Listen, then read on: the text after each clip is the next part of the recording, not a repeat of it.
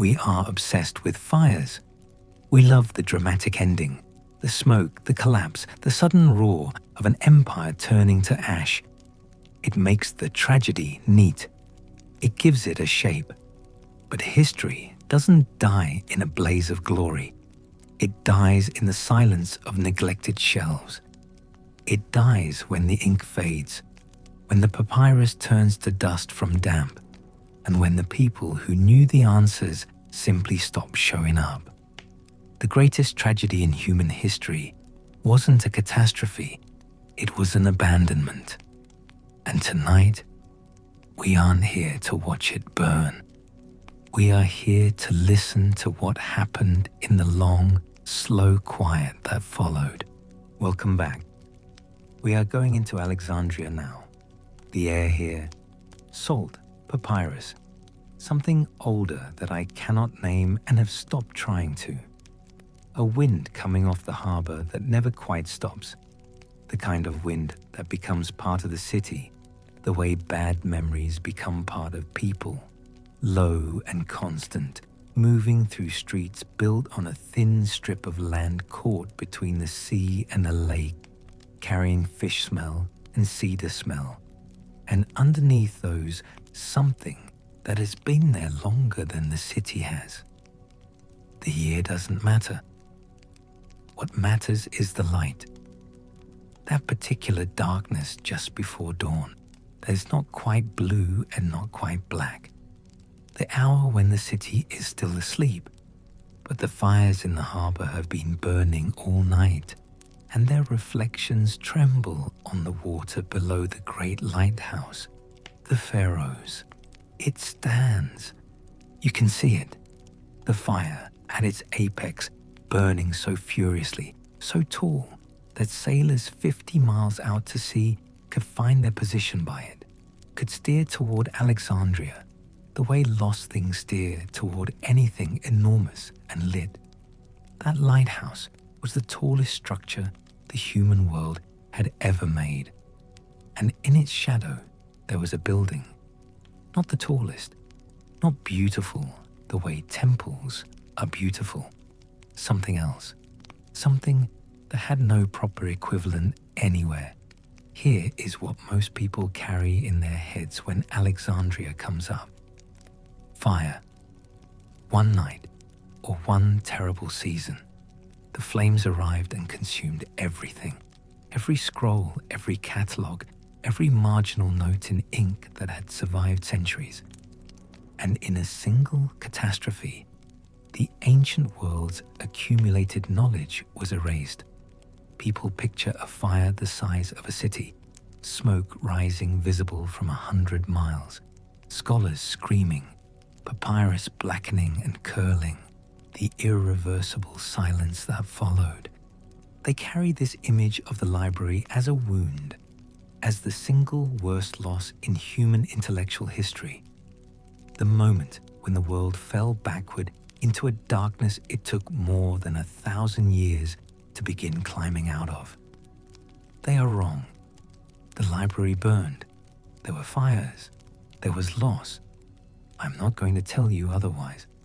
But the real story of Alexandria's library is not a story about one fire on one night. It is stranger than that, slower, in some ways more terrifying. It is the story of what happens when you try to hold all human knowledge in one place, and then the world decides, gradually, without announcement, that it no longer wants you to. Before every civilization that fell, there was a moment when someone still believed it would last forever. We are going inside. Before the library, not Alexander, the man, the general, the legend that accumulated around him after his death like barnacles around a wreck. Alexander the boy, because that is what he was when it mattered most. 20, maybe younger, standing at the edge of the Mediterranean delta, staring at a flat strip of coastline between a vast lake and the sea, and deciding, here. He planted his foot, drew a line with a stick, probably, said, Here is where the city will be. He never saw it finished. He was already marching east, always east, and he would be dead before Alexandria had anything more than the outline of its walls. His successors built it. Ptolemy, the general who grabbed Egypt out of the chaos that followed Alexander's death and held on, understood that force alone does not hold a country. You hold it by making it the most important place in the world. And the most important place in the world, in that century, was defined by something that had never been systematically pursued before. Not anywhere, not by anyone. The acquisition of all books, all of them, every scroll, every philosophical treatise, every medical observation, every poem, every geometric proof, every cosmological theory, every joke, every prayer, every navigation log, every legal code, every agricultural manual, every history of every people who had ever thought to write their history down. The Library of Alexandria was, at its founding, an act of aggression disguised as scholarship. Understand the world it was born into. The Hellenistic Mediterranean, 3rd century before the Common Era, was a network of city-states and kingdoms competing not just for land and trade routes, but for prestige, for the right to be called the center of the civilized world. Alexandria wanted to win that competition so completely that the competition would never be worth entering again. The plan was simple in its ambition and staggering in its execution. Bring every text ever written to this one city, copy it, catalog it, study it, and through that, own it. Own the conversation about what was true, what was real, what mattered, and what the future should look like. The man handed this mandate was Demetrius of Phalerum, Athenian politician, philosopher, exile. He had been driven from Athens by a shift in political winds and had washed up in Alexandria, the way gifted exiles often do, hungry for purpose, willing to serve whoever would let him work. Ptolemy gave him an impossible mandate and an open treasury. Demetrius took both. I keep thinking about Demetrius. I'm not sure why this detail keeps pulling at me, but it does. Maybe because what drove him wasn't ambition in the way ambition usually looks from the outside. He was afraid. Something kept him awake that politics and exile had never managed to touch. He was afraid that human knowledge was fragile, that it didn't transmit itself, didn't copy itself, didn't survive on its own, that the ideas which had allowed civilization to exist, the mathematical truths, the medical techniques, the philosophical frameworks, were written into people, not into the world. And people died. And when they died, they took what they knew with them. And eventually, enough people died that whole fields of knowledge collapsed. And when they collapsed, there was no way to tell they had ever existed. The forgetting. He was afraid of the forgetting. He wanted to stop it, wanted, in the deepest part of himself, to make human knowledge immortal. What that looks like from a distance is ambition. Up close, if you could have sat with him at night, I think it would have looked like something closer to terror. Here is what I believe about knowledge, and this might be the plainest thing I say tonight. It does not survive by being known. It survives by being written, copied, stored, and found again. Remove any one of those 4 steps, and the chain breaks. Demetrius knew this. He built his entire life around it. The library was what he built. Let me collect the thread here. because the next part requires a particular kind of attention. Consider what the acquisition actually required. Every ship arriving in the harbour of Alexandria was boarded. This was official policy, sanctioned by Ptolemaic law and enforced with the seriousness of customs inspection, which is, when you think about it, exactly what it was, just for a different kind of cargo. The agents went aboard and asked one question. Are you carrying books? If yes, the books were taken to the library, where they were copied by hand by teams of scribes working in controlled light with reed pens and fresh papyrus. Then the copies were returned to the ships. Sometimes, the originals were kept and copies were given back. Sometimes neither was returned. A copy is information. An original is a document. Alexandria wanted both, but wanted the originals more. Wanted the scrolls that still held, in their particular imperfections and marginal notes, evidence of human thought in the act of thinking. There is something almost, I want to say something here about how this impulse feels familiar, but I'll pull back from that. It was a different world, different stakes. Anyway, you are at the harbour on a morning when a Rhodian merchant vessel has just been boarded. You can see it from the dock. The small, flat-bottomed boat ferrying agents out to ships at anchor, pulling alongside the merchant hull, the agents climbing the rope ladder with the ease of people who do this every day. The merchant is angry. His voice carries across the water. Not the words, just the tone. That particular mix of outrage and resignation that people use when they know they are going to lose, but feel the obligation to object anyway. One agent is patient. They are always patient. They carry a document with the Ptolemaic seal explaining that all books entering Alexandria are subject to inspection and potential acquisition for the royal library by order of the king in the interest of scholarship in service to all humanity. The merchant has heard this before. Every merchant has. It doesn't make the manuscript he was carrying from Corinth to his cousin in Memphis feel any less like something being taken from him. It was being taken from him. Inside the library, the work never stopped. Scribes worked in shifts.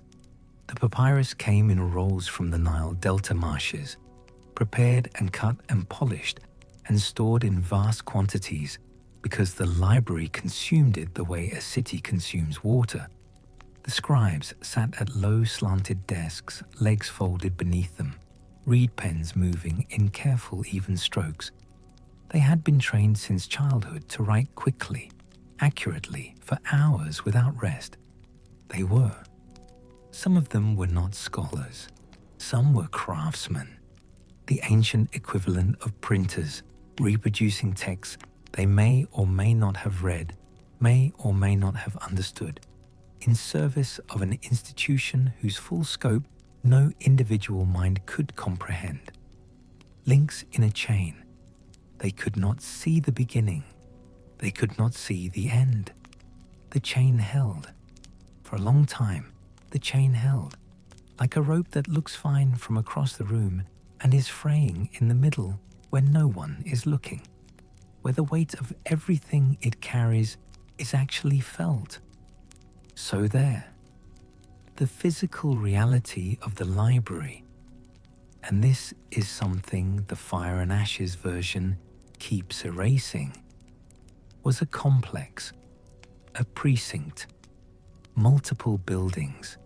The main library attached to the Mouseion, which was the ancient world's first university, if you hold that word, loosely enough, where resident intellectuals lived and ate and argued and conducted their research at state expense, which meant Ptolemaic expense, which meant the expense of a dynasty that had decided intellectual prestige was worth its weight in military power and funded accordingly.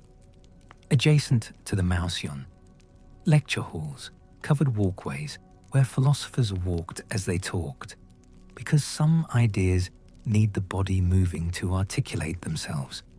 The storage rooms, organized by subject, by region of origin, by author name, which was itself a considerable achievement because many texts arrived without clear attribution and someone had to decide on evidence of style and content and cross-reference who had written them. The Serapeum held a daughter library, secondary collection, by any standard except direct comparison with the main library, immense. It sat on the southern hill of Alexandria, its columns catching afternoon light in a way that made it look, I'm going to say, it looked like it was made of fire. And I know that is almost too convenient given what this story becomes.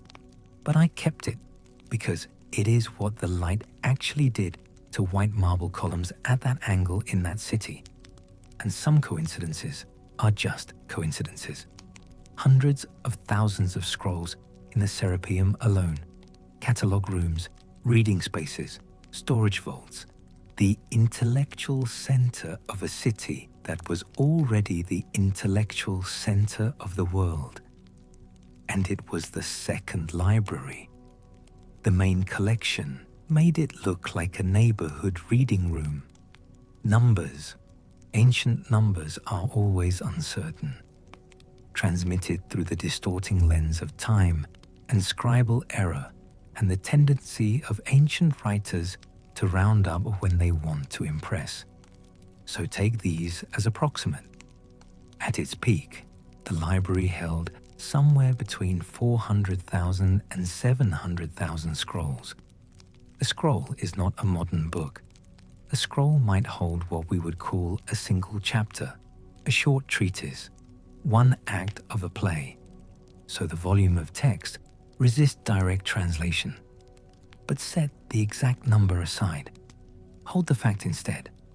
The deliberate, systematic, sustained effort to put everything in one place. Every Greek play ever performed, every philosophical school's complete works, the famous texts, the minor ones, the juvenilia, the lectures written up from notes by students who may or may not have been paying attention, the letters, the fragments, every medical text from Egypt and Greece and Babylon and Persia, the complete works of mathematicians whose names we have lost and whose theorems we have lost and whose very existence we know about only because a catalogue entry in Alexandria once mentioned them, a single line that survived when the work itself did not. Homer. Not one copy, not 10, hundreds. Compared against each other in the attempt to reconstruct the original, the true text, the one Homer, if Homer was a single person rather than the accumulated sediment of generations of bardic tradition, had actually intended. Scholars spent entire careers on this. They were called grammarians in the ancient sense, people who attended to the grammar of the text, meaning its accuracy, its authenticity, its relationship to the tradition from which it came. They developed what we would now call textual criticism, the comparison of manuscripts, the identification of scribal error, the notation of variants, and it is still the foundation of classical scholarship. Still, today, I need to pause here, because what happened inside those shelves is the part that most accounts rush past on the way to the fire, and I think it is actually the most important part, and I am not sure I have the language to do it right. I will try. They found things.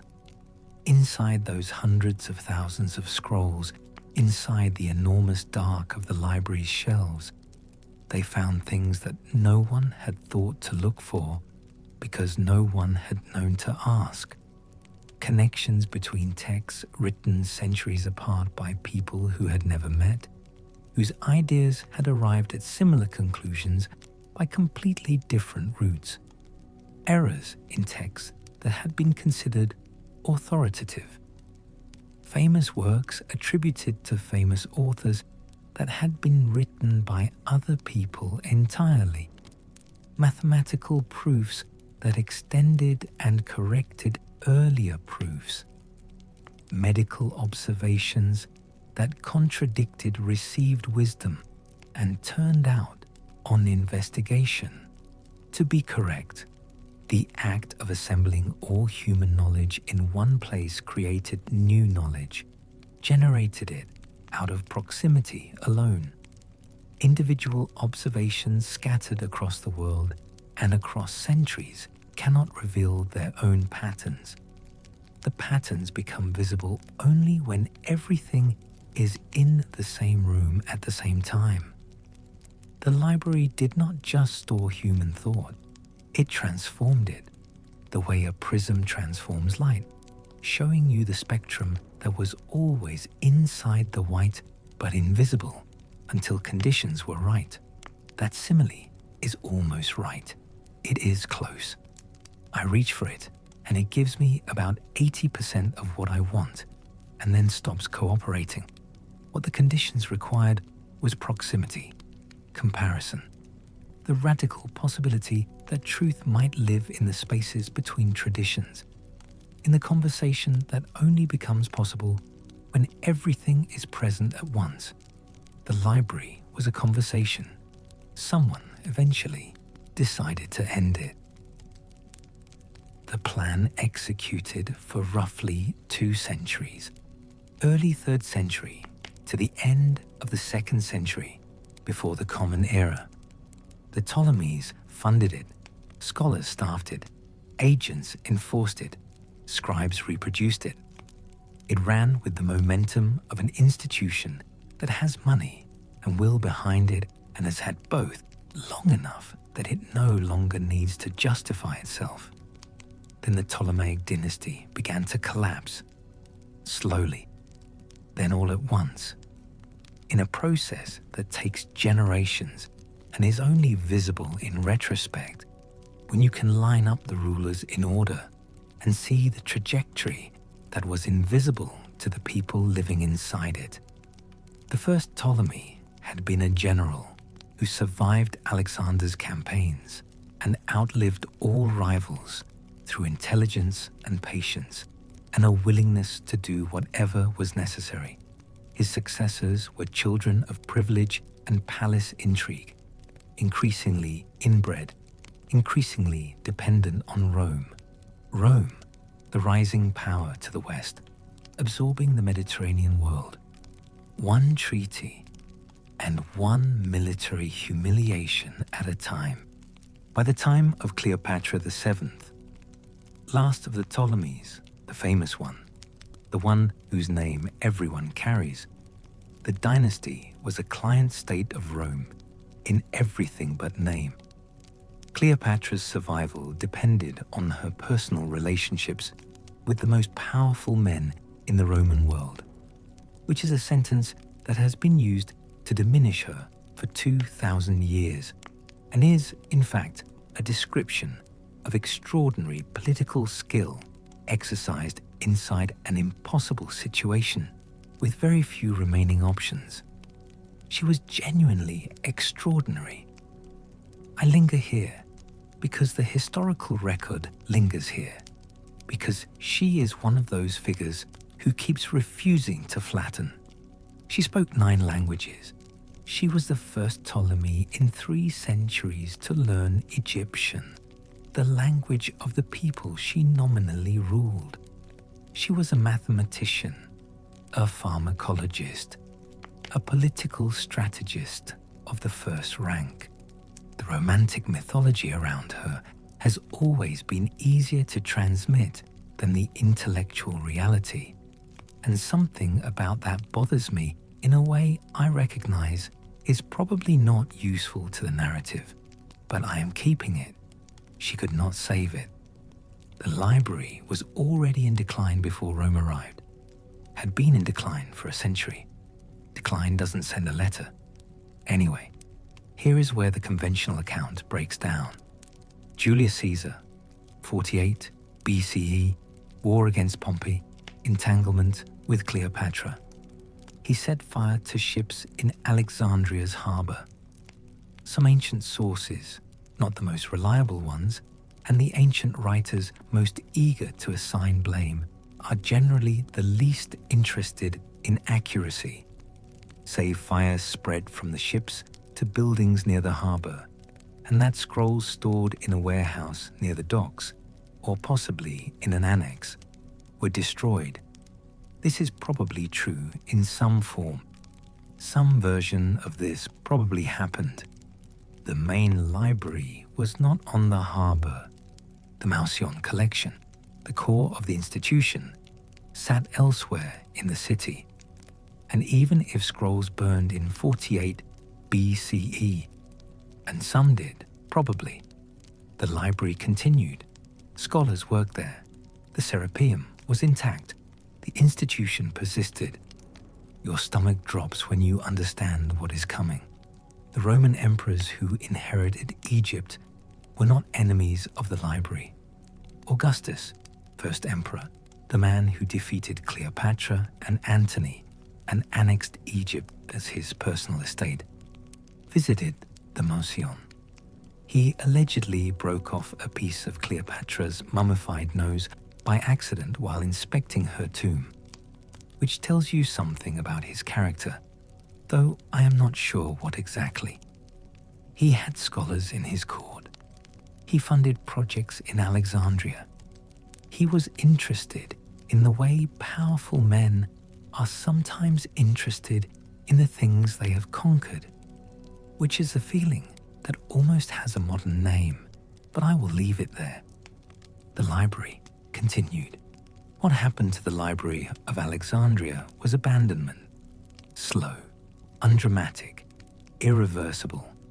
The funding thinned, the copying slowed, the agents stopped boarding ships, the scholars, finding their stipends reduced or their positions unfilled when they died, went elsewhere. The scrolls remained, but the institution that gave them meaning, the people who read them, compared them, argued about them, built on them, began to scatter. Rome had its own intellectual centers. The world was larger now, more networked, and paradoxically, that made the project of centralizing everything in Alexandria feel less urgent, less possible, less worth the extraordinary expense it had always required. The chain that had held for 2 centuries began to go slack.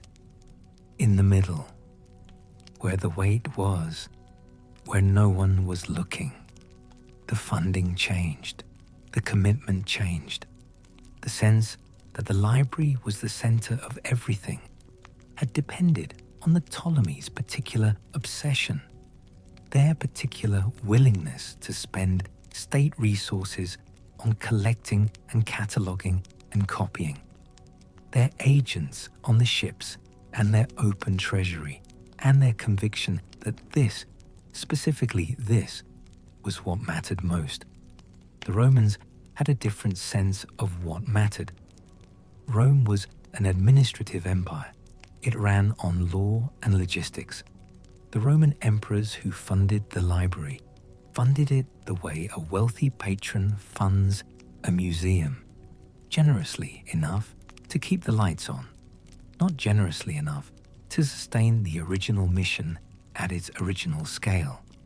The scholars stayed, the institution stayed, the acquisition of new texts slowed, then slowed more, then became a trickle. The cataloguing staff shrank, the copying program contracted, the ship inspections, the extraordinary aggressive policy of boarding every vessel in the harbour and searching for books, quietly ceased at some point in the Roman period. Nobody is quite sure when, because the end of that policy was marked by no decree, no announcement, only by the cessation of the records that would have documented it.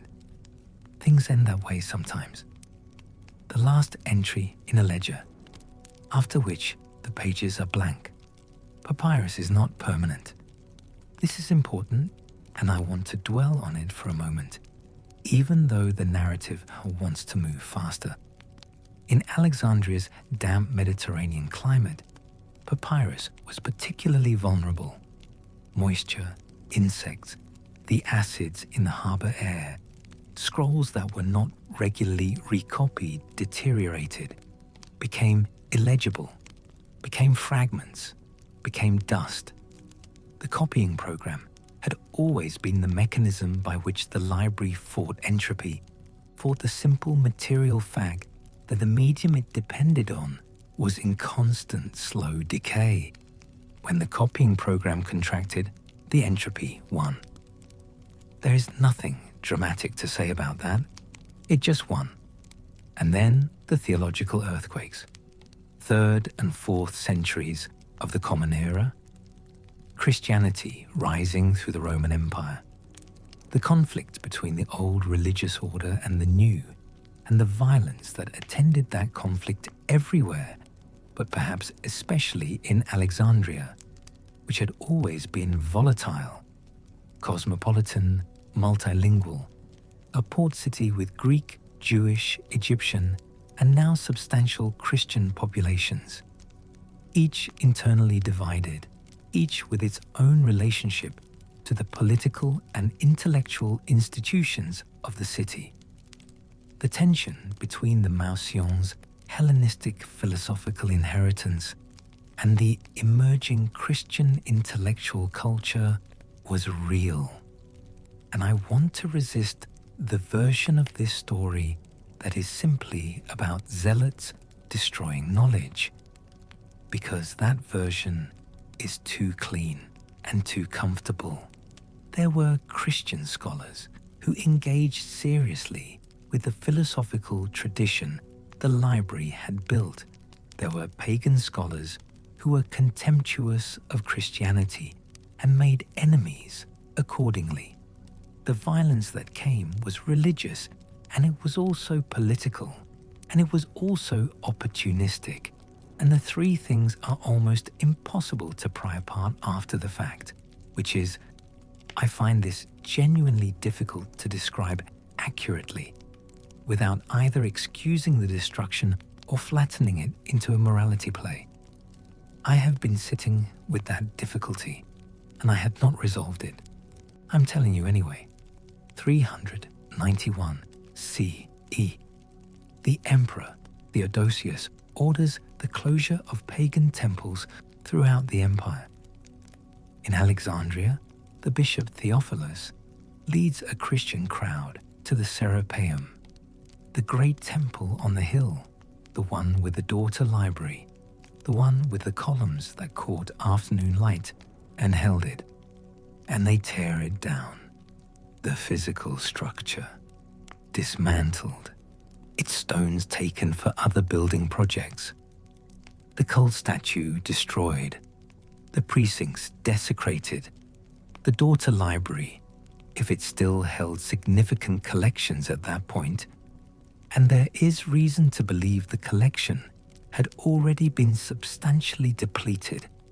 That real damage had been done by decades of neglect and reduced funding and papyrus losing its argument with time. The daughter library was destroyed. The Serapeum was gone. I need to pause here, because this is the moment that gets called the burning, the catastrophe, the crime against civilization. And it was a crime. The destruction of the Serapeum was cultural violence, a deliberate erasure, the kind that happens when one civilization decides to write itself over another. But the main collection attached to the Mouseion survived. Arab historians in the 7th century mention scholars working in Alexandria, mention the texts, mention the intellectual life of a city that had been a center of learning for 1,000 years and had not entirely ceased to be one, even under the trauma of what Theophilus's crowd had done. The library continued into the early Arab period. The Arab conquest of Alexandria in 641 CE is the other moment that gets named as the final destruction. Another fire story. Another single catastrophic decision. The story, Amr ibn al-As asks the Caliph Omar what to do with the library's books. Omar replies, "If the books agree with the Quran, they are redundant. If they disagree, they are heretical. Burn them either way." And Amr uses the scrolls to heat the bathhouses of Alexandria for 6 months, is almost certainly invented. It does not appear in the earliest Arab sources. It appears later when it was useful to certain parties to have a narrative that assigned blame in a particular direction. The detail about 6 months of bathhouse fuel is the kind of suspiciously neat, arithmetically satisfying detail that appears in stories that are being constructed rather than remembered. It survived anyway. The story, I mean. The library did not, but the story did, which is its own kind of lesson about what survives and what doesn't, and why. Anyway, the midpoint of this story is a line, a long, slow, undramatic line extending across centuries and dynasties and the rise and fall of empires and theological revolutions and political upheavals and neglect, plain ordinary neglect, the kind that requires no villain and produces no memorable scene. The Library of Alexandria ended across 1,000 years. The mind wants a wound it can point to, a before and after. The mind wants the fire. What actually happened is harder to hold and quieter. And in some ways, this is the part I keep coming back to when I work on this material. This specific feeling. Worse, if you have been here a while, you know this channel goes into the dark and finds what is actually there. If that is why you return, join the community. The link is waiting. Eratosthenes 1. One way to tell the ending. Eratosthenes of Cyrene, chief librarian of the Mouseion in the 3rd century Bar CE, the man who calculated the circumference of the earth using a stick and a shadow and a camel's walking pace, arriving at a figure so close to the actual measurement that modern scholars report having to stop and stare at it before they can continue. He worked in the library at the height of its power, when the institution was fully funded and fully staffed and operating at the scale of ambition the Ptolemies had originally imagined. He calculated the circumference. He mapped the known world. He developed a system of latitude and longitude, the conceptual infrastructure of every map drawn since. He ran the library. He died in Alexandria, old and nearly blind, around 194 BCE. His work survived. Not all of it. The full texts of most of his writings are gone, preserved only in fragments and quotations, summaries written by people who had read the originals and understood them well enough to transmit their essence, if not their full argument. But the calculation survived. The spherical earth, measurable by geometry, survived. The cartographic tradition survived, not directly, but through Claudius Ptolemy, the 2nd century CE geographer working in Alexandria and drawing on the library's tradition, even as the library itself was in terminal decline, and his work was transmitted to the medieval Islamic world, and from there to Renaissance Europe, where it was waiting when European sailors began to think seriously about what lay west across open water. Eratosthenes 1. The calculation was there in 1492. The library's work did not end inside the library. It ended in the world. But here is what is hard to sit with. We do not know what we lost. I do not mean this as a rhetorical gesture toward the pathos of the situation. I mean it as a precise epistemic statement. We can catalogue the survival, list the texts that made it through, the authors still read, the mathematical and medical traditions transmitted across the intervening catastrophes and arriving, changed and partial, and sometimes barely recognizable in the modern world. We can be grateful for what survived. We cannot catalogue the loss. The nature of a loss of knowledge is that you do not know what is missing.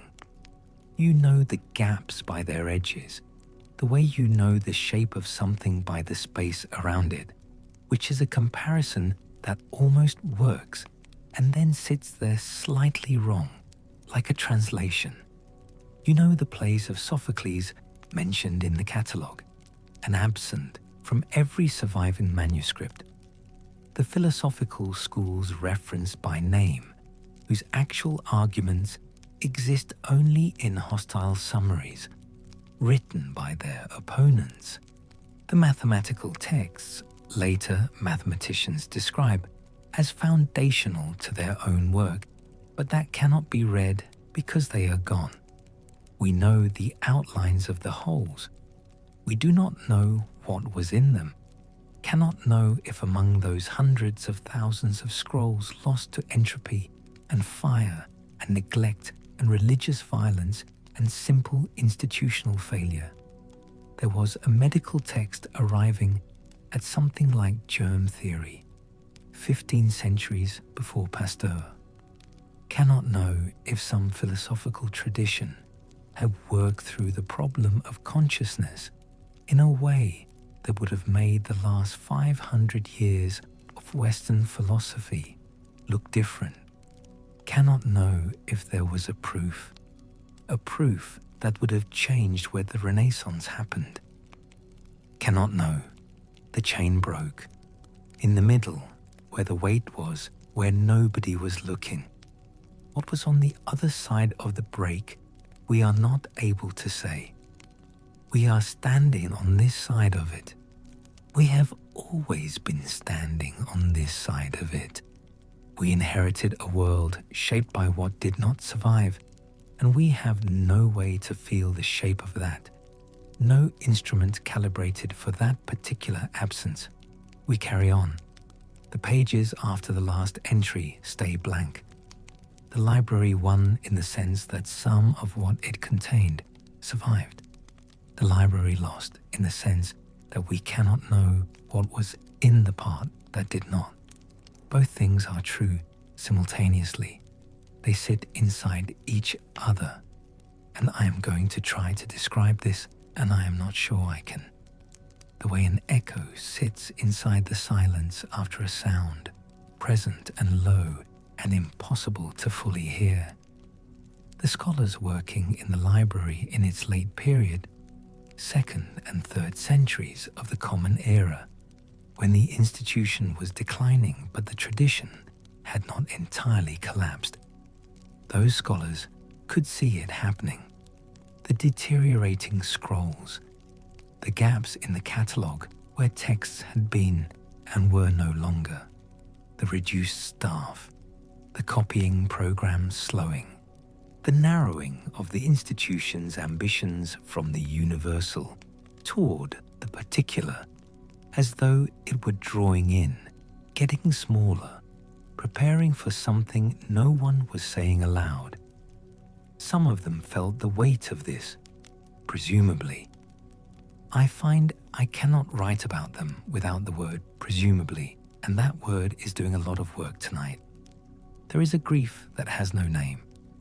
Watching something enormous fail across time, not suddenly, across time, in a slow accumulation of small retreats and small abandonments and small failures of will, each of which seems survivable on its own, but which add up over decades to something that was not survivable, only invisible. The scholars in the library's late period tended it the way you tend something you're afraid of losing, which is to say, with the particular exhausted care of someone who already knows how this ends and has decided to work anyway. You read, you write, you catalogue, you copy. You carry the tradition as far as you can carry it. Then you hand it to whoever is still there. What the library was, and I want to slow down here because the next part matters and I have been rushing toward it. What the library was, at its core, was a belief. The belief that the sum of human thought was worth tending, worth the resources of a state, worth the full working lives of the most brilliant people available, worth the kind of sustained multi-generational commitment that only institutions can provide, because individuals die and institutions, theoretically, do not have to. The belief that knowledge, left untended, would not survive, that survival required active maintenance, deliberate reproduction, constant attention, the way a fire requires fuel, not to stay warm, but to keep being fire at all, to stay available, to remain a fire rather than an ember, rather than a cold place where something warm used to be. That belief is what was lost across centuries. As the commitment faltered and the funding shrank and the priority shifted, and the people who believed deeply enough to maintain it found themselves fewer and farther between, until the belief itself became a text no one was copying. What you are left with is the idea of the library, the myth of the burning, because a myth of sudden destruction is easier to carry than a truth of slow abandonment. A fire has an end. Entropy does not. A fire has a perpetrator, has guilt that can be located, has a moment you can point to. There, that is where it broke. The slow failure of institutional will has no perpetrator.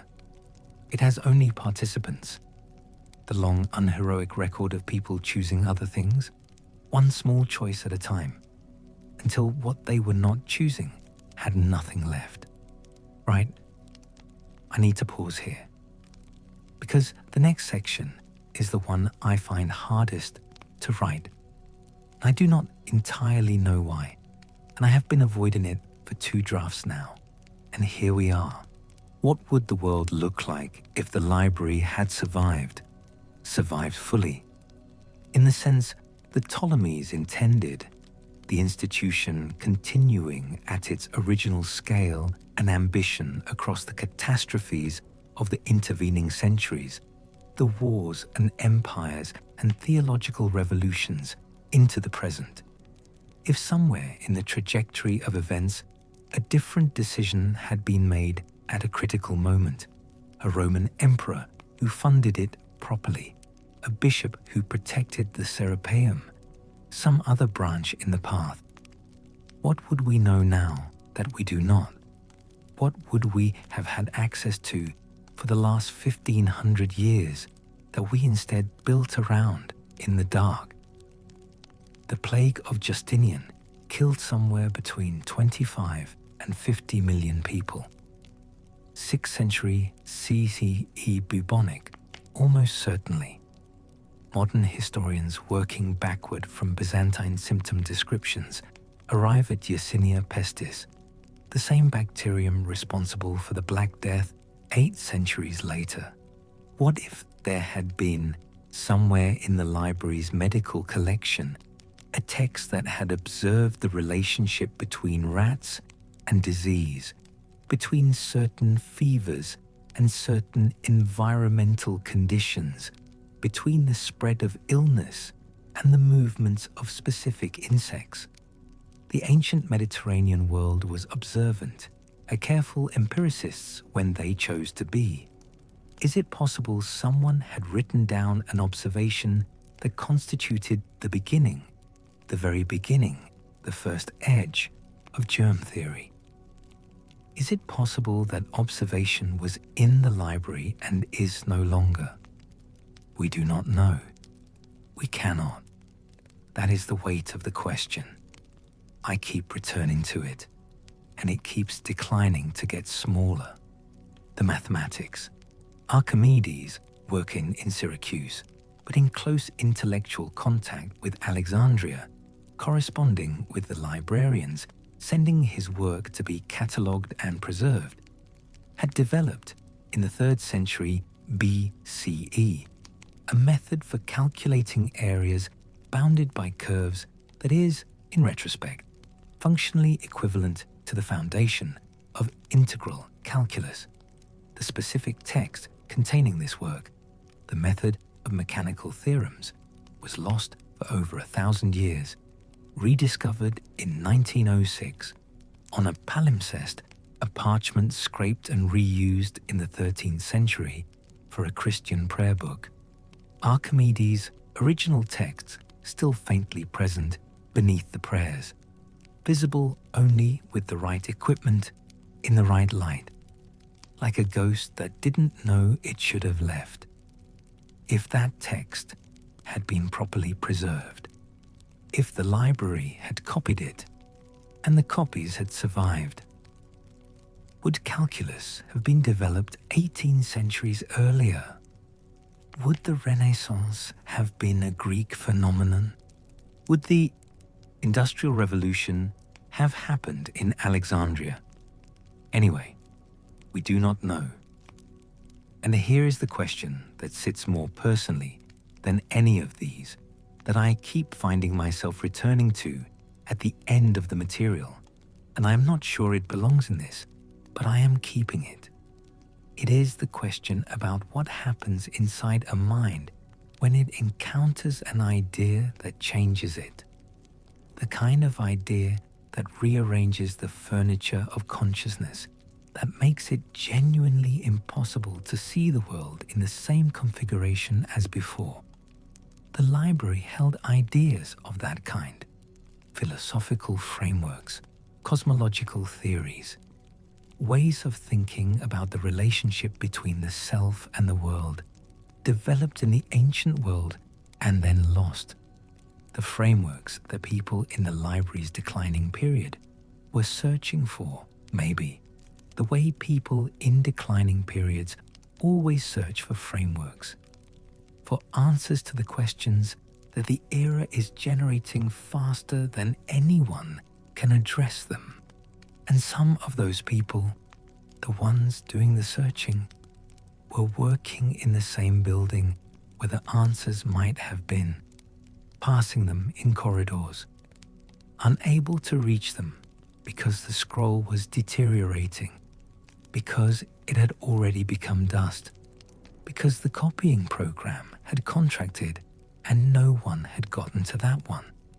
I find it genuinely hard to hold that image, a person and a text separated by 30 feet of corridor and several decades of institutional failure.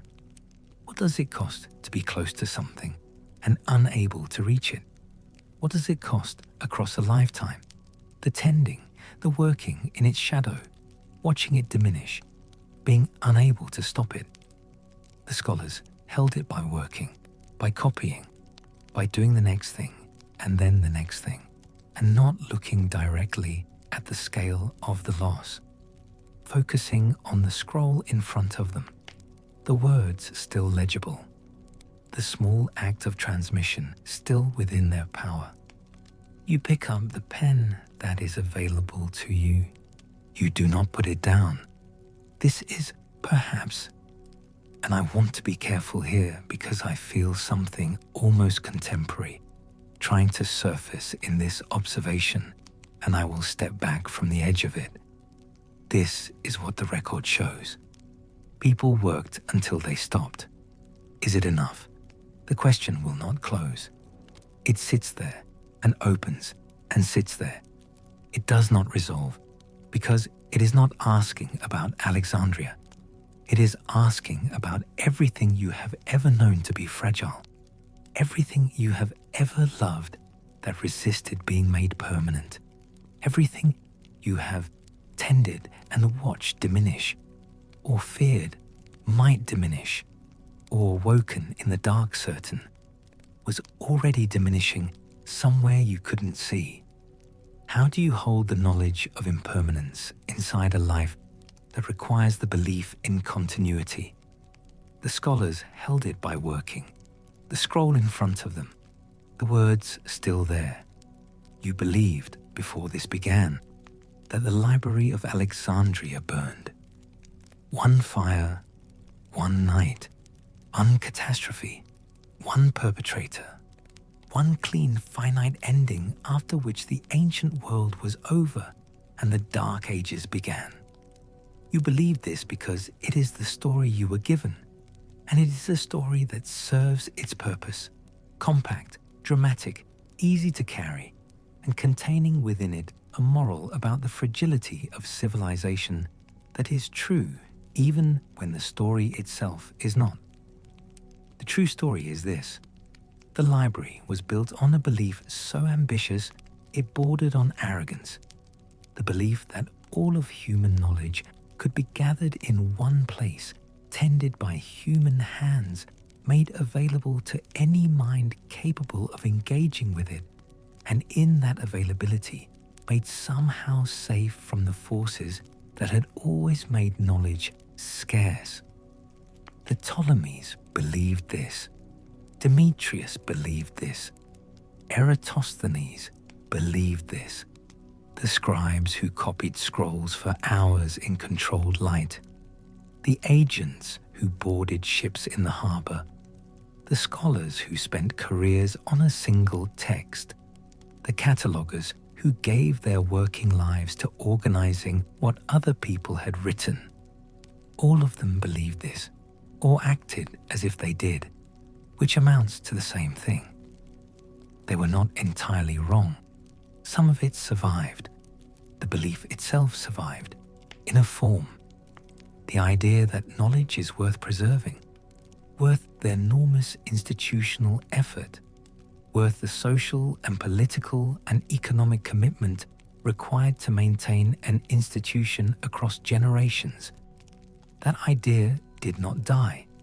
It was transmitted through the Arab scholars who preserved and extended the classical tradition through the medieval centuries, through the monastery scriptoria of Europe, where monks copied texts for reasons that were not the Ptolemies' reasons, but that produced some of the same results, through the Persian and Indian scholars who preserved mathematical and astronomical traditions that would otherwise have been lost entirely, through the Renaissance humanists who went searching for ancient manuscripts the way the Ptolemaic agents had searched shipholds, with the same desperation and the same conviction that what they were looking for was worth any effort to find.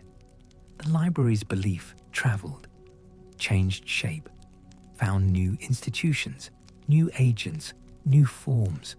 It became the university and the printing press and the public library and the open access database and the collaborative digital archive. And I am aware, writing that list, that it accelerates too quickly, that it skips over centuries of painful transmission and makes the inheritance sound cleaner than it was. But the shape of the argument holds. Every one of those institutions is, in some form, a continuation of the case that Demetrius of Phalerum made to Ptolemy I in the early 3rd century BCE, that human knowledge is worth preserving, that preservation requires active effort, that the work is too large for any individual and requires an institution, and that the institution is worth whatever it costs, because the alternative is to let the forgetting win. The forgetting wins anyway. That is the hollow in the center of it. On a long enough timeline, it always wins. But there is a difference between losing in 300 years and losing in 1,000, between losing 50% and losing 90%, between the world that inherited Alexandria's texts in fragmented, partial, distorted form and the world that might have inherited them whole. That difference is, possibly, unmeasurably, I want to say heartbreakingly, but I will just say it plainly, everything. Let the weight of that stay where it has settled, in the soft dark behind your chest, in the place where things that matter without resolution go. Let the library stay incomplete. Let the list of what was lost stay uncatalogued. That is its true condition. The honest form of this story is a vastness of absence you can approach from any direction and never reach the edges of. Let this be the only fire you carry tonight. If this story carried you somewhere into the dark of what has been lost and why it matters and what it means to tend something that might not survive. The next episode goes into the story of Babel, the real one, the one about what happens to a world that has only one language and then, suddenly, does not. What it costs, what it creates, what was lost in the scattering, and what, impossibly surprisingly, was found. All you have to do is return. Good night. The harbour of Alexandria, in the 3rd century before the Common Era, is a place of continuous arrival. Ships from every coast of the known Mediterranean moving in and out of the 2 great harbours, the great harbour to the east of the Pharos island, and the Eunostos, the harbour of good return, to the west, in a rhythm with no pause, because the trade winds of the Mediterranean work in seasonal patterns, and the merchants who live by those patterns know that the window for sailing is long enough and the penalty for missing it severe enough that the harbour is always, in every season of navigable weather, full. The Nile Delta to the east of the city deposits its silt and its reeds and its particular quality of light into the sea, making the water near Alexandria a kind of amber green in the shallows and deep blue-black further out. And above all of it, on the island connected to the mainland by the great mole called the Heptastadion, the 7 stadia causeway, dividing the harbour into its 2 great basins. The Pharos rose 300 stories, later generations would say. Wrong, in the way all ancient measurements are wrong, imprecise, translated through multiple languages and multiple centuries of scribal drift, but approximately correct in scale, somewhere between 100 and 150 meters, which made it one of the tallest structures in the ancient world, exceeded only by the Great Pyramid at Giza, a few hours up the Nile, which Alexander's successors visited in the manner of people who go to look at something so large and so old that it has stopped being a human achievement and become a feature of the landscape instead. The pharaohs burned a fire at its summit, visible from 50 miles out to sea. This number is not obviously wrong. Fire at elevation in clear Mediterranean air carries at remarkable distances, and the Pharos' fire burned continuously, day and night, fueled by wood and later perhaps by naphtha, maintained by the small community of lighthouse keepers whose entire professional existence organized itself around one imperative: do not let the fire go out. I keep returning to that phrase. I am not sure it earns the weight I want to give it, but I have put it here twice now and I am leaving it, because something about the simplicity of it against the complexity of everything else in this story keeps pulling at me. And when something pulls at me during research, I have learned to keep it rather than explain it away. The library was also a fire that had to be continuously fed, a fire that, if it went out, left not darkness exactly, but a worse thing, a darkness that looked, from the outside, like ordinary daylight, the kind of absence that is invisible because it wears the face of normalcy. You would not know to look for what was gone. You would only sense vaguely a thinning in the air of a city that used to feel different. I need to pause here because Callimachus is next, and Callimachus deserves more than I usually give him, and I am going to try to do better. Callimachus of Cyrene, poet, scholar, chief cataloguer of the library in the 3rd century BCE, the man who produced the Pinakes, the great catalogue, the library about the library, a work of such organizational complexity that later scholars used it as their primary navigation tool for the entire collection. He understood something that the Ptolemies understood politically, but Callimachus understood in his bones. The project of the library required a longer commitment than any dynasty could sustain, a commitment measured in the kind of time that empires cannot hold in their minds, because empires are always absorbed by the present emergency and the next campaign and the immediate crisis of succession and the slow catastrophe, the one happening right now, but slowly, so slowly no single reign can perceive it. The slow catastrophe gets no resources, no attention, no urgency, until it is too late for urgency to matter. Callimachus wrote poetry that made his colleagues jealous and his critics savage. Occupational hazard of writing poetry that is very good.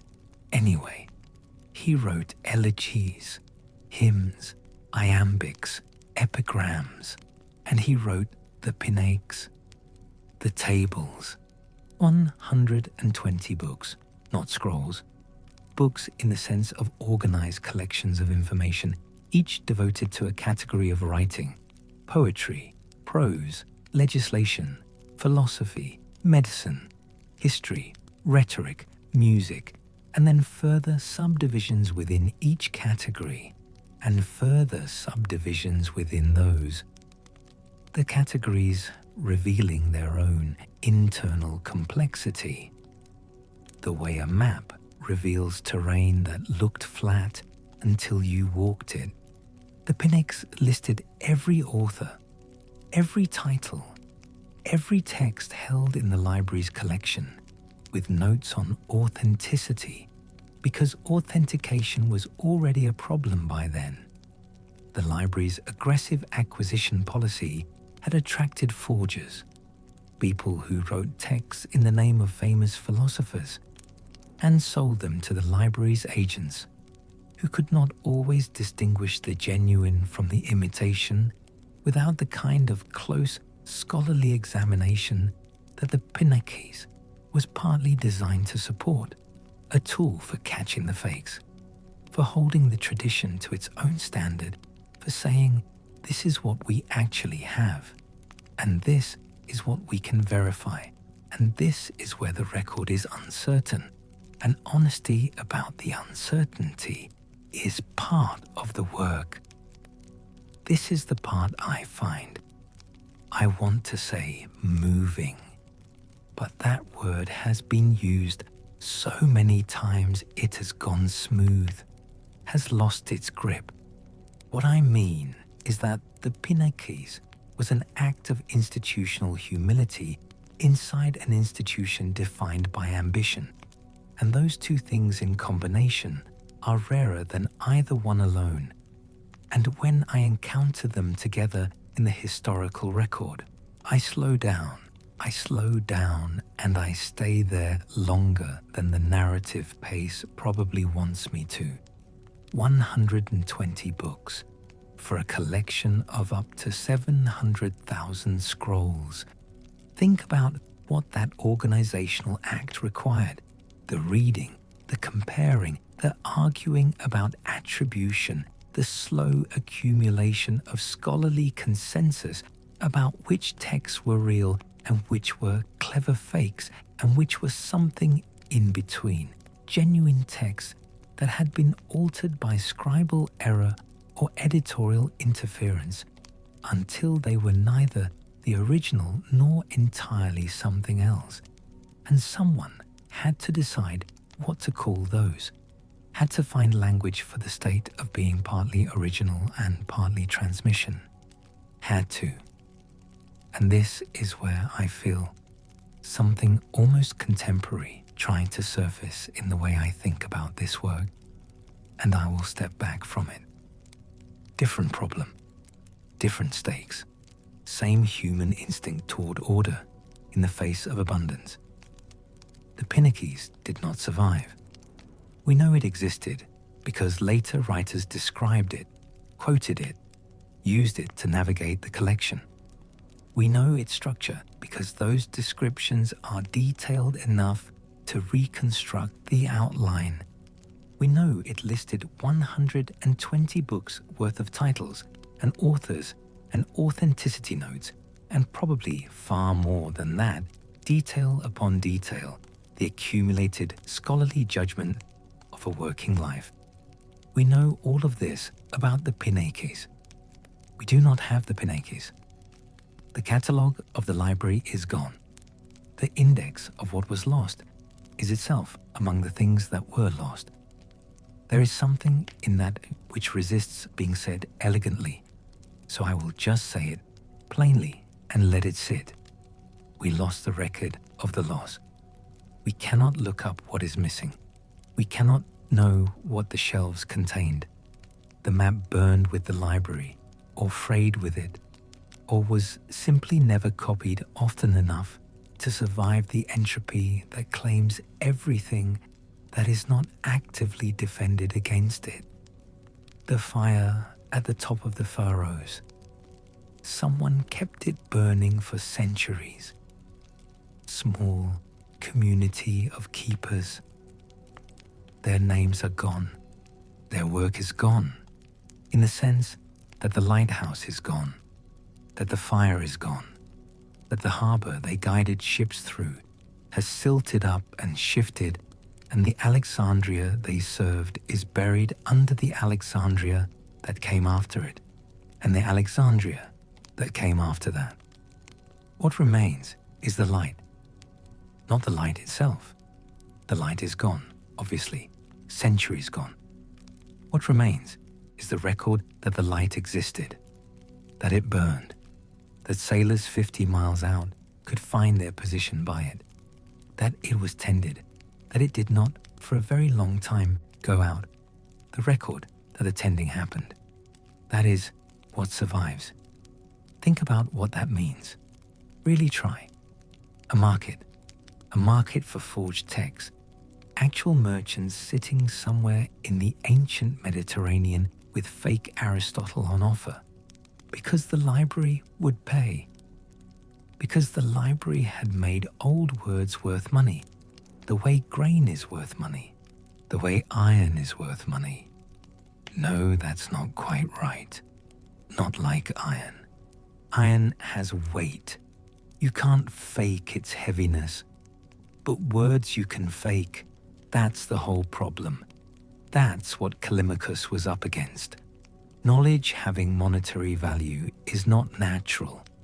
Someone has to build the conditions. The library built them, and then had to live with what it built. Callimachus made the Pinnaces partly because of this, a tool for future scholars, a way to distinguish the genuine Aristotle from the Aristotle someone wrote and sold because they needed to eat. He didn't fully succeed. Forgeries made it through. Some of them we probably still have, sitting in our editions, passed off as genuine for 20 centuries before a modern scholar with a magnifying glass and a career to make found the seams. But the framework he invented, the methodology, the way of thinking about whether a text is what it says it is, that survived more than any library before had managed. That's something. I think that's something. The poets were in there. All of them. Homer, Hesiod, Pindar. 9 lyric poets selected out of hundreds because someone had to choose. Because a tradition without a center is just a pile of scrolls. Because you cannot pay equal attention to everything and build something that lasts. Someone sat down and said, "These 9, these voices, everything else is context for these. Sappho, 9 books. I need you to hold that for a second. 9 books of poetry, a full artistic life, organized by meter, considered by the ancient world to be among the most essential things produced in their language. Not 9 poems, 9 books. What we have is, I find this hard to describe without it sounding like complaint. But it's worse than complaint. It's just the situation. We have fragments, 30 complete poems maybe, broken lines, images that exist without the poem that held them. We have enough to know what the voice sounded like and not enough to hear it fully, which is in some ways worse than having nothing, because nothing at least doesn't show you the edge of the wound. She described desire with an exactness nobody has since surpassed. The physical experience of longing, named it so precisely that 25 centuries later, people read the fragments and feel. Recognized is the word people use, seen in the most interior part of themselves by a woman dead 2.5 millennia. 90% of that voice is gone. What remains tells you what you are missing without letting you have it. This is what I keep coming back to and can't quite put down. The library created a record of the full extent of human knowledge at its moment of maximum collection. Then it lost most of that knowledge. And the catalogue, the bibliographic tradition that listed what had existed, survived long enough to tell us what was there before it wasn't. Which means we have names of plays we will never read, titles of philosophical works that exist now only as entries in a list someone made of a list that is also gone. Medical texts, mathematical texts, astronomical texts, texts on music theory, on agriculture, on architecture, on the internal politics of cities, we cannot find on any map. We know they existed because the catalogue said they existed. I don't know a more devastating document in all of human history than a precise record of everything that is gone. A list that says, this was here, this was here, this. Let me collect the thread. The grammarians who worked on Homer, Xenodotus, Aristophanes of Byzantium, Aristarchus of Samothrace, each one building on the last in a tradition that is one of the first things we could honestly call literary criticism, had manuscripts that differed from each other, different lines, different word choices, whole passages present in some copies and absent in others. They were trying to arrive at something like the real Homer, or the best available Homer, the Homer the tradition at its most careful represented. They invented a notation system to mark their doubts, the asterisk, the obolos, the dipel, signs in the margin meaning, suspect this line. The manuscripts disagree here. A copyist may have introduced this error. first systematic editorial notation in Western literary history, and it was invented in Alexandria, in the library, in service of a poem that was already 6 centuries old. Those editions are gone. What we have is copies of copies. What we have of Homer is already an interpretation. The Alexandrian edition filtered through centuries of hands and revisions. What would it mean to read Xenotetus's actual text directly? We get glimpses. Papyri from Upper Egypt, dry climate, preserve things that should have deteriorated, showing us variants that were later standardized away, lines the Alexandrian editors removed, readings the tradition decided not to keep. Those papyri are fragments. The complete thing is not there.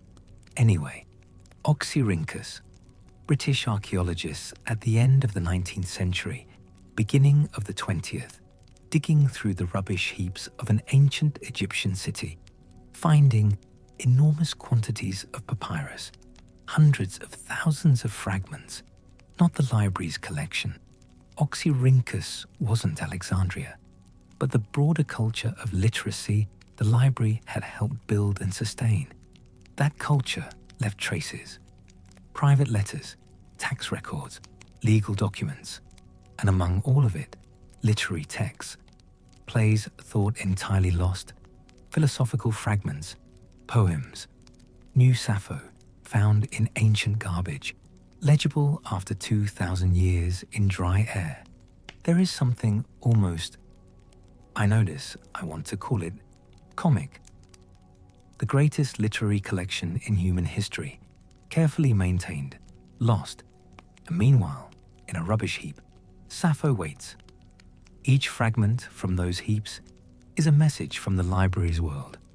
Each one is also a reminder of what was not buried in dry sand, what was maintained in temperature-controlled rooms until the maintenance stopped, until the copies stopped, until the papyrus gave way to damp and insects and the ordinary entropy of things that are not actively defended. The scholars wrote letters to each other. They always do. The work is isolating, and letters are how you stay sane, how you think out loud to someone else. Callimachus and Apollonius of Rhodes, who apparently hated each other, may have written letters. Eratosthenes, working through his circumference calculation in correspondence, testing the mathematics against another mind. The librarians reporting to the Ptolemaic court on the state of the collection. Those letters are gone. Cicero's letters survived. Thousands of them, because Cicero was famous enough and Latin culture literate enough, and the medieval transmission robust enough. Paul's letters survived. Letters from merchants, letters from soldiers.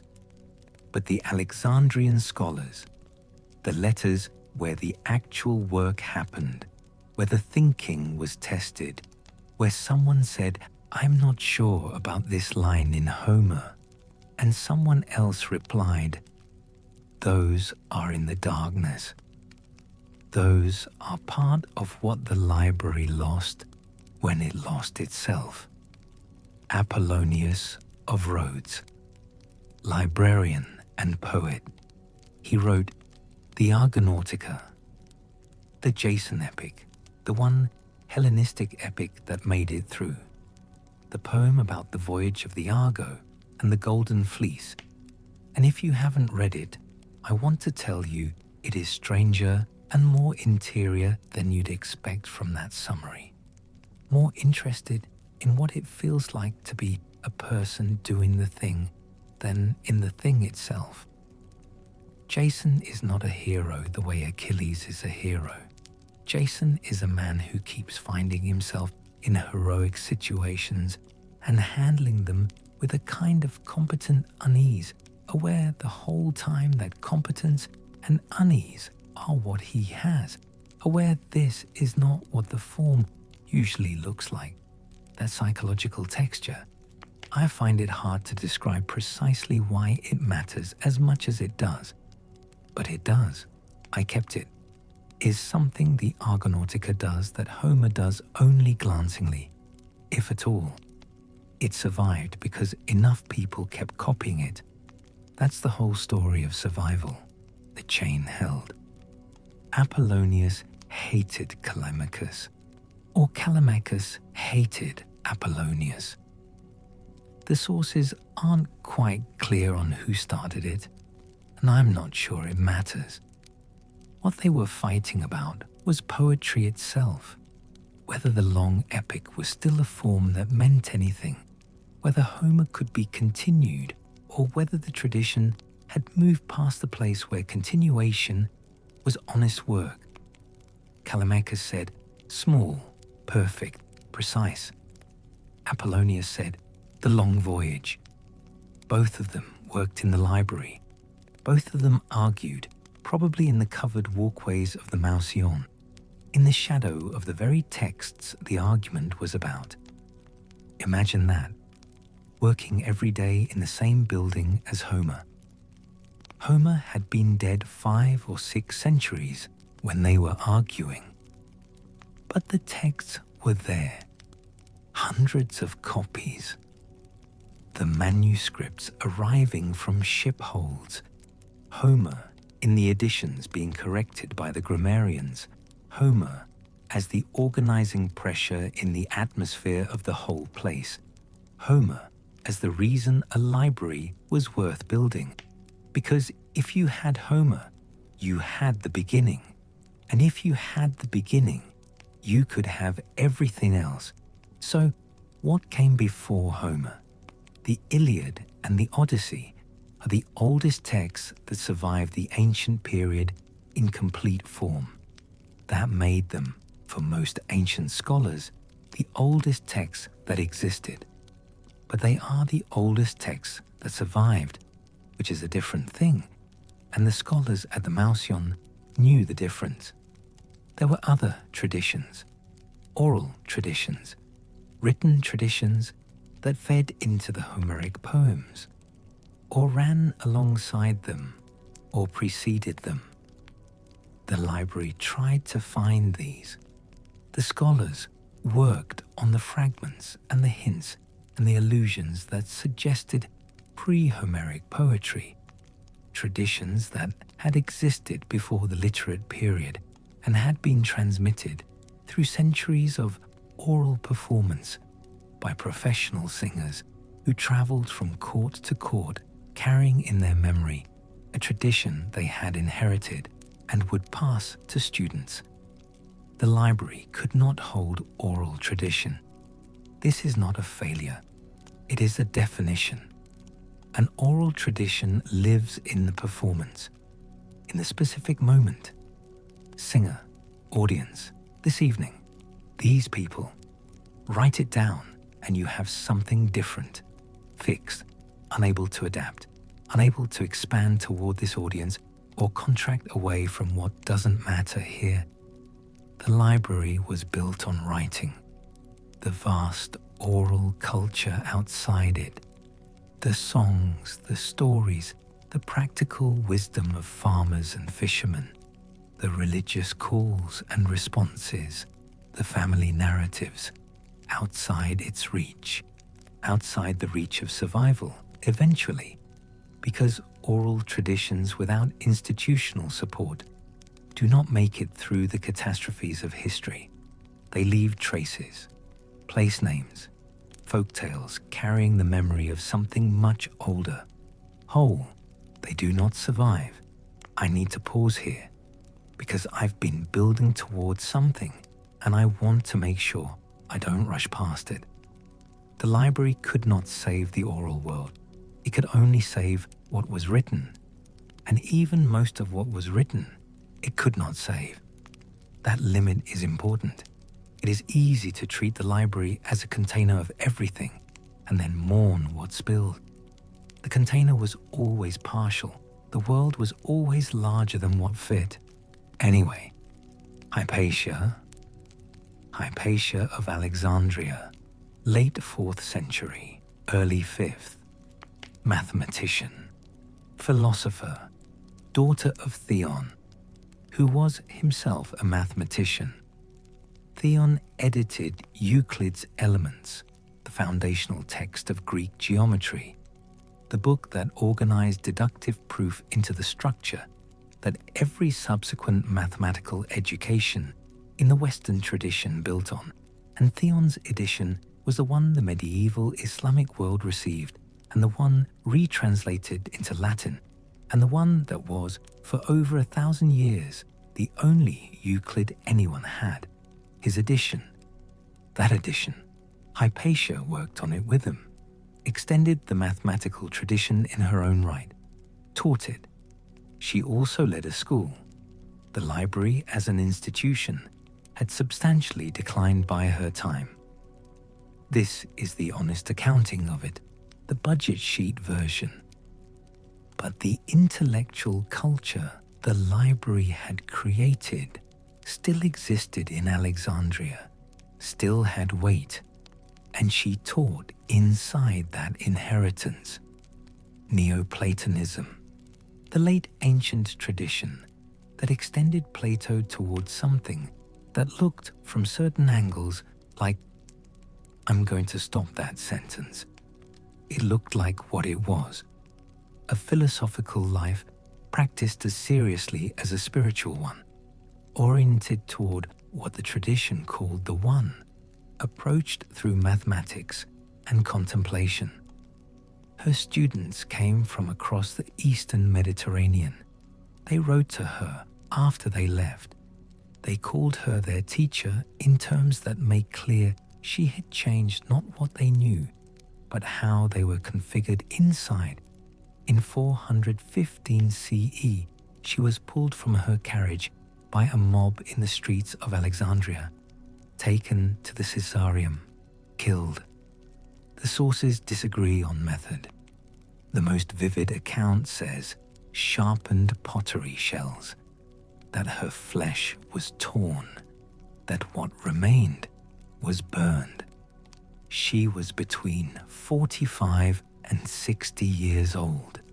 She had lived her entire life in that city, the city the library had made into a place where, and here something almost surfaces in me, some vocabulary I'm reaching for that I'll leave alone, a place where she had been possible, and then the city, Cyril of Alexandria, whose followers the ancient sources associate with the mob, was made a saint.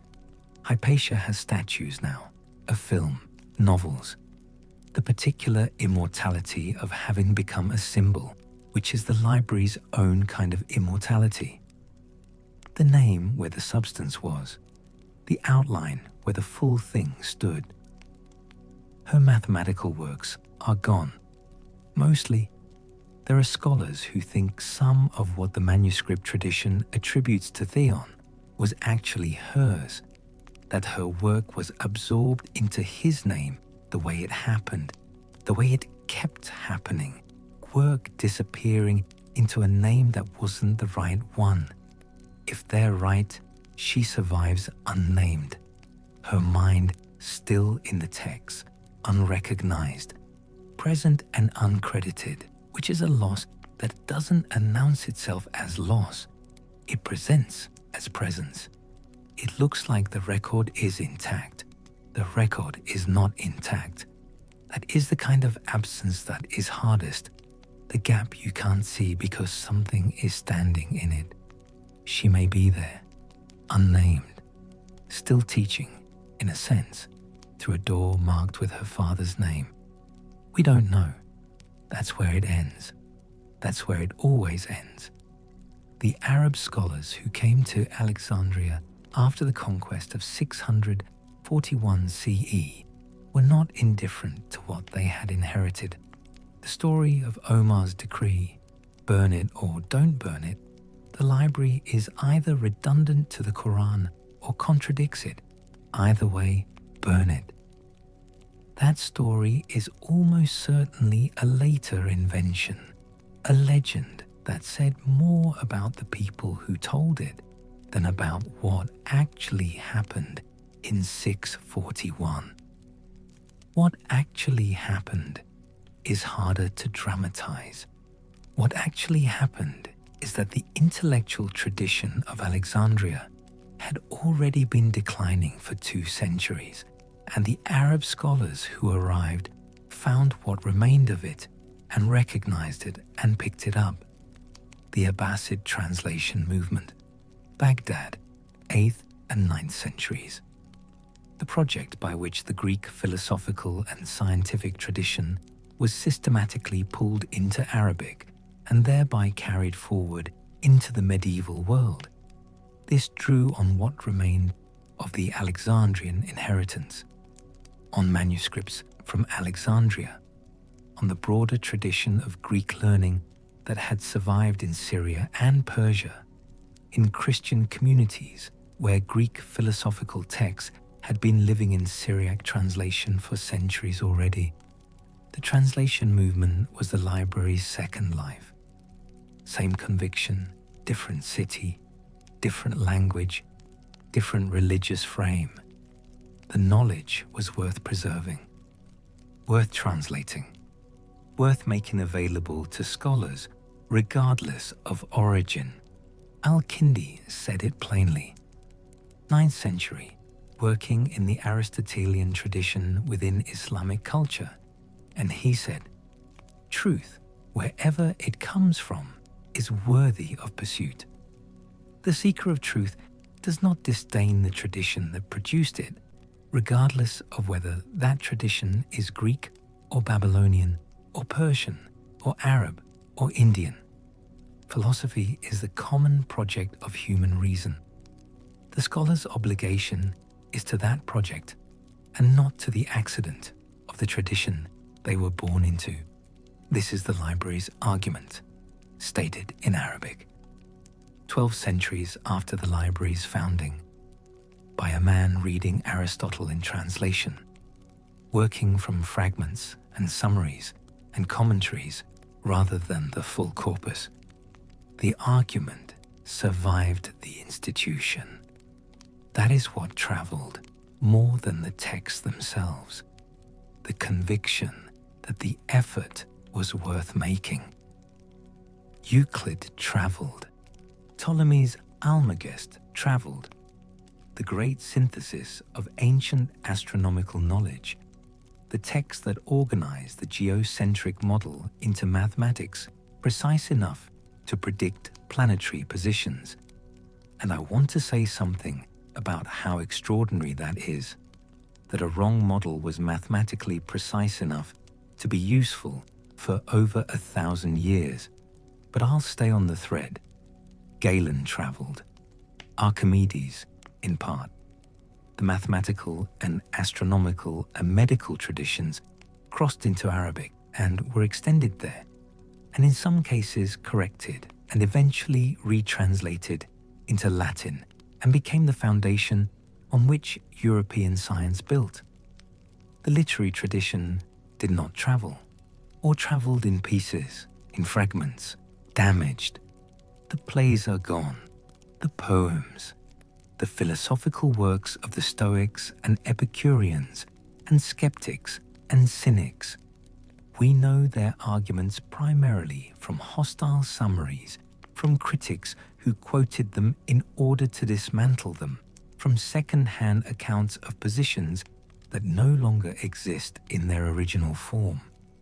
The medical observations too local to translate, the mathematical texts too advanced for their audience, presupposing an education the medieval translators didn't have, simplified into uselessness or skipped entirely.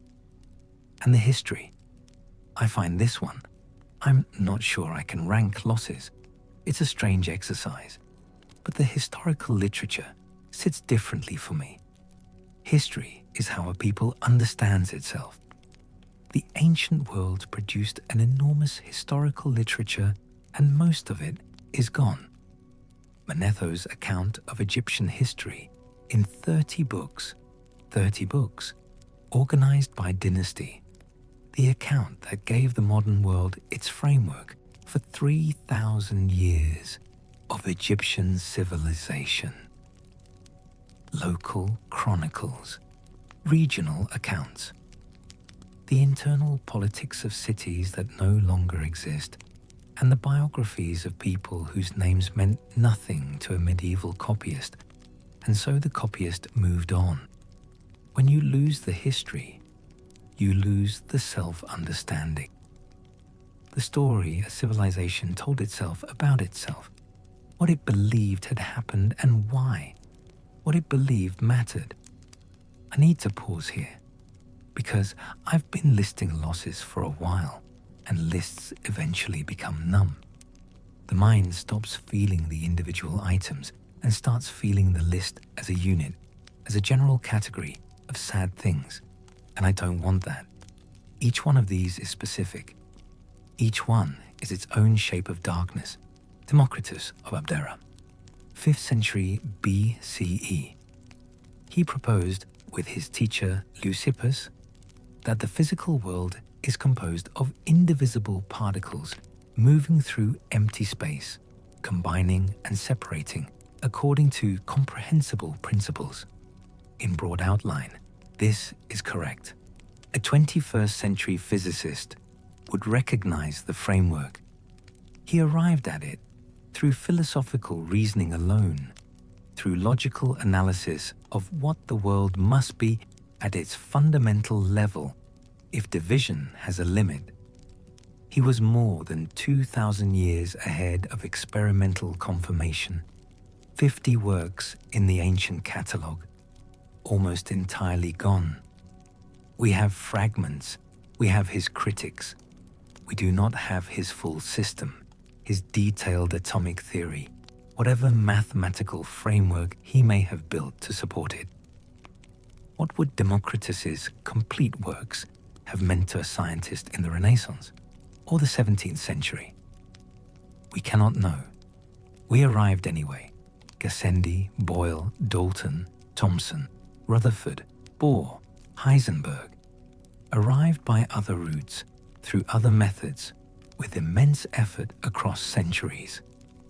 We arrived. The route was longer than it needed to be. How much longer? Uncalculable. The counterfactual is unavailable. That phrase, the counterfactual is unavailable, has been sitting in my head for days, and I can't decide if it's the saddest formulation I know, or just a very cold way of saying we have no idea what we missed. Chrysippus of Soli, third head of the Stoic school, systematized Stoicism into the comprehensive philosophical tradition that would dominate the Hellenistic and Roman world, wrote over 700 works, 700, on logic and physics and ethics and theology. Gone, almost entirely.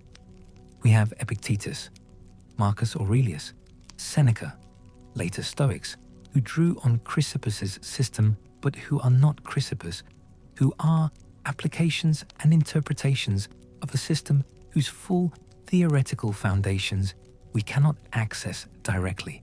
The Stoic logic Chrysippus developed propositional logic, the logic of conditional statements, the formal analysis of argument structure, was in important ways more advanced than Aristotelian logic for certain purposes, and it was lost, and the medieval logicians building on Aristotle didn't have it, and they built the tradition of formal logic without it, arriving at propositional logic in the 19th century, largely on their own, by other routes. We arrived. We always arrive eventually at the things that are true and necessary, because the world has a structure, and minds are part of the world, and the structure reveals itself to sufficient attention. We arrived.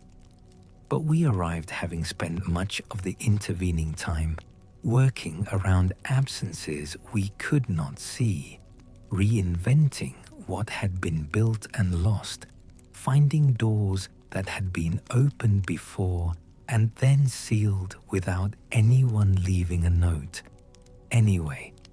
The library's fullest failure is this: even at maximum power, it was not full enough.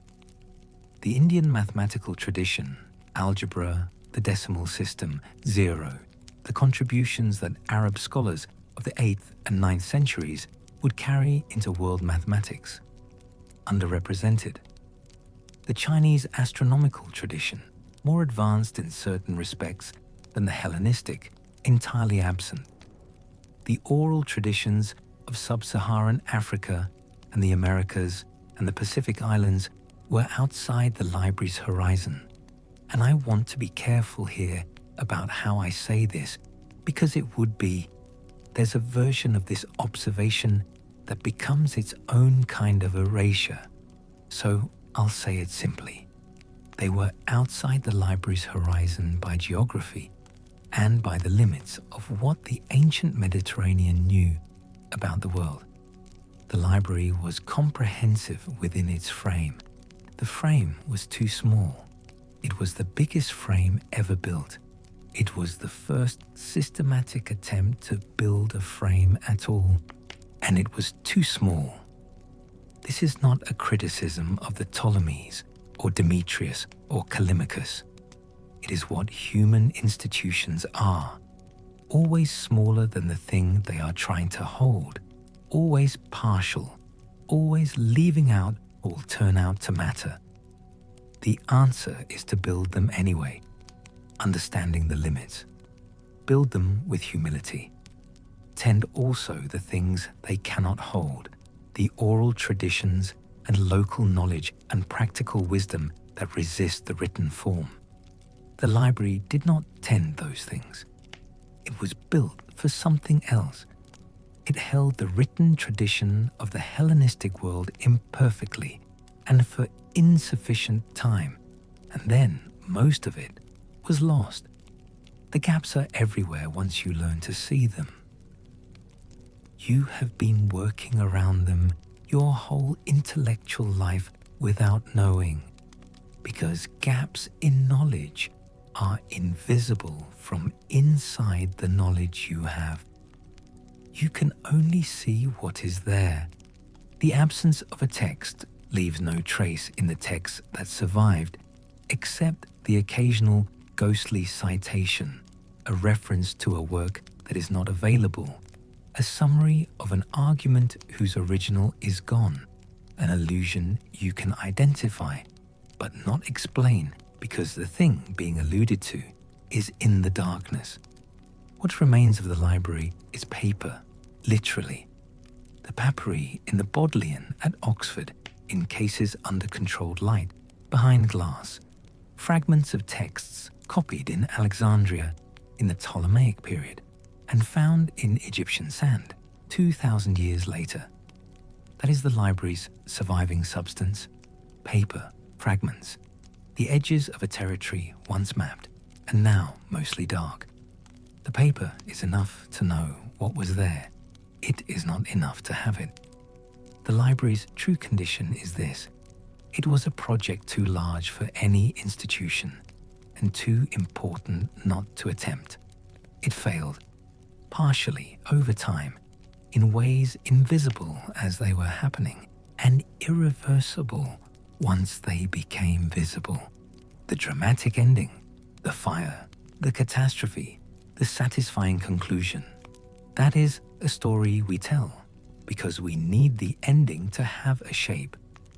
The actual ending had no shape. It was slow. It was administrative. It was the maintenance stopping and the copies not being made and the papyrus giving way to damp and the scholars going elsewhere and the funding getting redirected and the city changing around the institution until the institution was a memory of itself. The Library of Alexandria was the greatest attempt in human history to know everything. It failed. We are still, in certain ways, living in the dark that its failure left behind. We are still, in other ways, continuing the attempt, carrying the conviction forward in different institutions and different forms and different tools, into a future the Ptolemies could not have imagined. But that is, in some deep way, the continuation of what they started. In the harbour of Alexandria, the Pharos burns. It has always burned. It will burn as long as someone at its base feeds the fire. Do not let the fire go out. Let the weight settle where it has settled. Let this be the only fire you carry tonight. If the story carried you somewhere, the next episode tells the story of Babel. You only have to return. Good night.